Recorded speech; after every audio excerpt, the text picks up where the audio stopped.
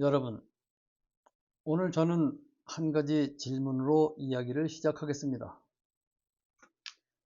지금 이 상황을 우리는 어떻게 받아들여야 할까?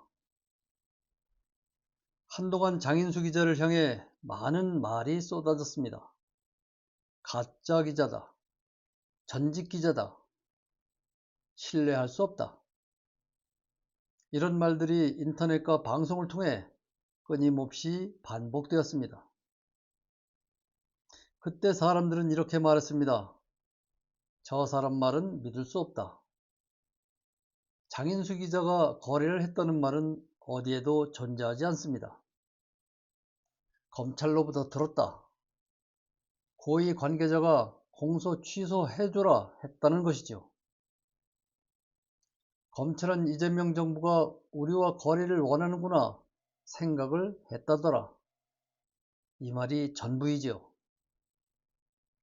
그런데 지금 상황을 보면 이상한 일이 벌어지고 있습니다. 그렇게 큰 소리로 비난했던 사람들, 특히 민주당 장 기자를 고소했습니다. 당장 고소를 취하해야 합니다. 민주당이 장인수 기자를 고소하다니 어불성설입니다. 가당치 않습니다. 대신 조선일보를 고소하십시오. 지금 그 추악한 입들이 조용합니다. 왜일까? 무엇이 그들을 침묵하게 만들었을까? 사람들은 왜 사실보다 먼저 메신저를 공격할까? 장인수 기자에게 던져졌던 공격을 차분히 보면 공통점이 있습니다. 사실을 반박한 것이 아닙니다. 대부분 이런 말이었습니다. 소속이 없다. 언론사가 아니다. 혼자 활동한다. 그러니까 내용이 아니라 사람을 공격했습니다. 최진봉 교수를 비롯한 신인규, 함돈균 등 일부 평론가들은 아주 비겁했습니다. 그들은 장인수 기자를 장인수 씨라 부르며 격을 낮췄습니다. 소속이 없으니 기자가 아니라는 논리였죠. 참으로 초라한 발상입니다. 교수라는 분이 평론가라는 사람들이 사실을 아는 대중보다 사태 파악을 못해서야 되겠습니까? 이것을 우리는 아주 오랫동안 잘 알고 있습니다. 사람을 공격하면 사실을 검증하지 않아도 사람들이 흔들립니다. 이 방법은 정치에서도 언론에서도 오래 사용된 방식이죠. 그런데 여기서 우리가 꼭 생각해야 할 문장이 하나 있습니다. 기자의 본질은 소속이 아니라 사실입니다. 어디 소속인가가 아니라 무엇을 밝혔는가? 이것이 언론의 기준입니다. 최진봉 교수는 이렇게 말했습니다. 장인수는 정무적 판단이 없었다. 저는 이게 무슨 말인가 하고 깜짝 놀랐습니다. 기자가 왜 정무적 판단을 해야 하죠? 기자는 취재 사실을 보도만 하면 되는 겁니다.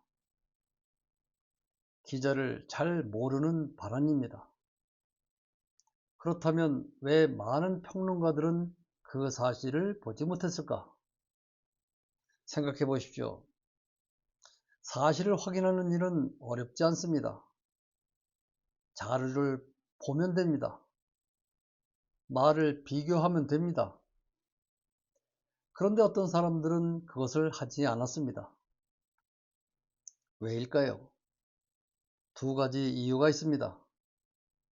하나는 정말 몰랐을 가능성, 또 하나는 알면서도 모른 척 했을 가능성, 둘 중 하나입니다. 그런데 여기서 중요한 것은 결과이죠. 대중이 알아버렸습니다. 많은 시민들이 사건의 흐름을 스스로 확인했습니다. 이제 새로운 질문은 이렇게 바뀝니다.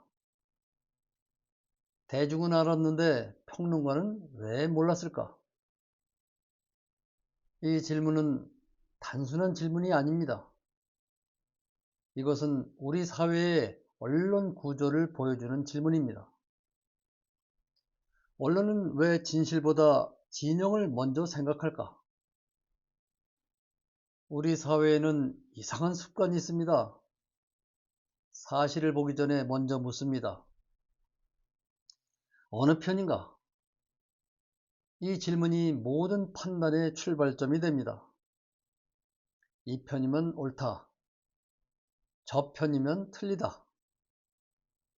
이렇게 생각하기 시작하면 진실은 점점 작아집니다. 그리고 진영은 점점 커집니다. 결국 사실은 사라지고 싸움만 남습니다. 장인수 기자 사건도 그 틀 안에서 해석되었습니다. 사실을 보기 전에 누구 편인가? 이 질문이 먼저 등장했습니다. 그러니 기사를 보지 않았습니다. 사람을 봤습니다.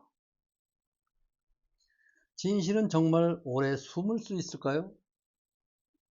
역사를 보면 답은 아주 단순합니다. 아니요. 진실은 늦어질 수 있습니다. 그러나 사라지지는 않습니다. 처음에는 소수만 말합니다. 그 다음에는 몇 사람이 알게 됩니다. 그리고 어느 순간 많은 사람이 알게 되죠. 그때서야 상황이 뒤집힙니다. 지금 우리가 보는 장면이 바로 그것입니다. 그렇다면 지금 침묵하는 사람들은 무엇을 해야 할까요? 정답은 어렵지 않습니다. 사과해야 합니다. 사람은 실수할 수 있습니다. 틀릴 수도 있지요. 문제는 틀렸을 때 어떻게 하느냐입니다. 틀렸다면 말해야 합니다. 내가 틀렸다. 이 한 문장은 생각보다 큰 힘이 됩니다. 그 한 문장이 사람의 신뢰를 지켜줍니다. 하지만 그 말을 하지 않으면 침묵은 다른 의미를 가집니다.